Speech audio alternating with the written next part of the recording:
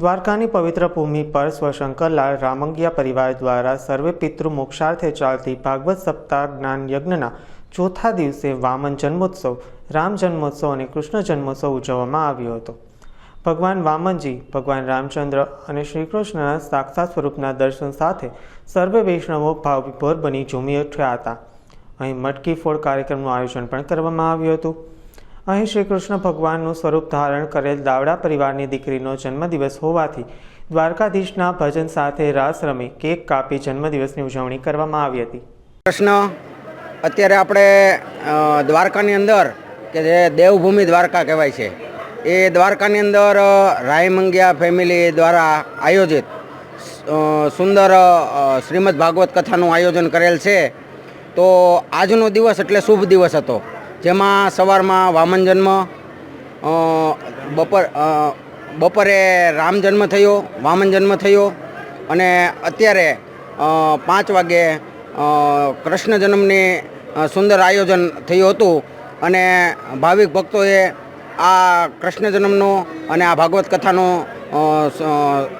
સારી રીતે લાભ લીધો હતો.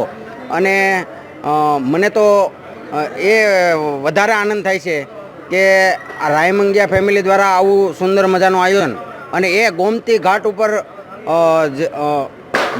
રાજાધિરાજ દ્વારકાધીશના સાનિધ્યમાં આવું સુંદર આયોજન કર્યું, એ બદલ હું રાયમંગિયા ફેમિલી તથા એમના સમગ્ર પરિવારનો હું ખૂબ ખૂબ આભાર માનું છું. અને આજ કૃષ્ણ જન્મની વધામણીને ધ્યાનમાં લઈ અને મને એક દ્વારકાનો એક છંદ યાદ આવે છે, જે હું તમારી સમક્ષ રજૂ કરું છું કે દ્વારિકામાં જઈને તારો દી ફર્યો ને અમારી કાઢીને ખબર્યું જો ને કાન, એ નાનપણ ના નેણલા એ તું કા ભૂલી ગયો ભગવાન, એ કા ભૂલી ગયો ભગવાન. જય શ્રી કૃષ્ણ.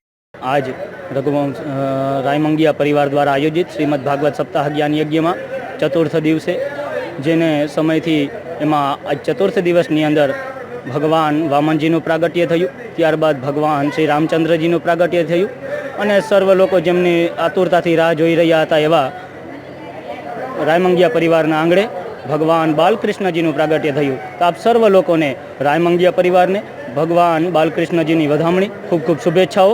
જય દ્વારકાધીશ, જય શ્રી કૃષ્ણ.